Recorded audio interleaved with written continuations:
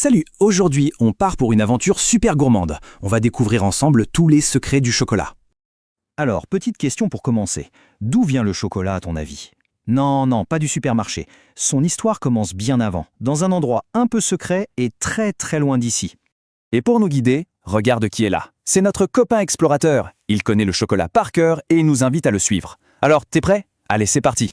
Bon, notre aventure commence ici, au pied de cet arbre très spécial qu'on appelle un cacaoyer. C'est un peu l'arbre magique qui est à l'origine de tout le chocolat du monde. Incroyable, hein?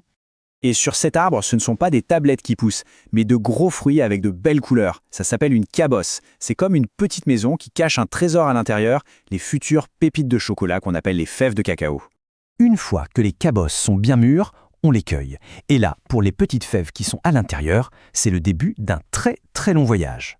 On va voir ensemble les premières étapes.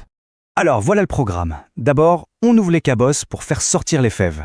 Ensuite, c'est l'heure de la sieste. On les met bien au chaud sous de grandes feuilles de bananier.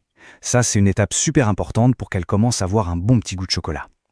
Après ce dodo, hop, un grand bain de soleil pour bien sécher. Et quand elles sont prêtes, on les met dans de grands sacs pour un long voyage en bateau. Direction la chocolaterie. Et nous voilà arrivés. Bienvenue dans la chocolaterie. Ici, c'est un peu comme un parc d'attractions pour les fèves.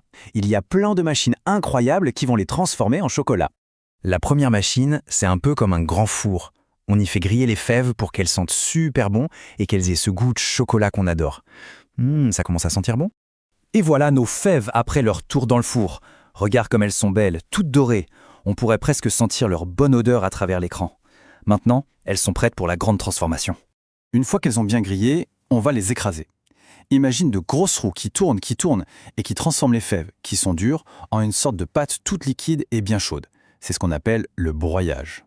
C'est un peu comme si les fèves faisaient un tour de manège qui les presse très très fort jusqu'à ce qu'elles deviennent une pâte de cacao. C'est fou, non?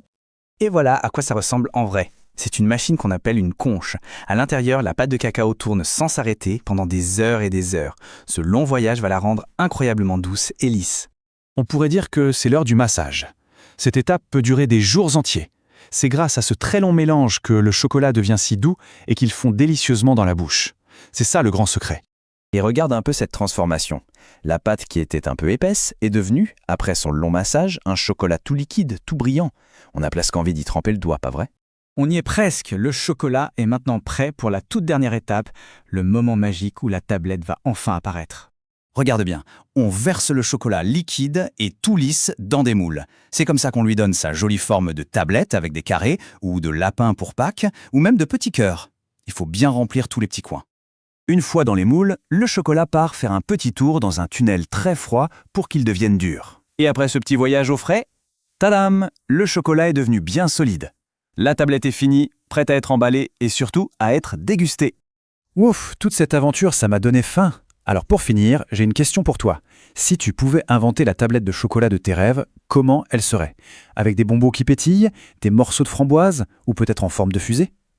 L'aventure du chocolat est finie pour aujourd'hui, mais la tienne ne fait que commencer.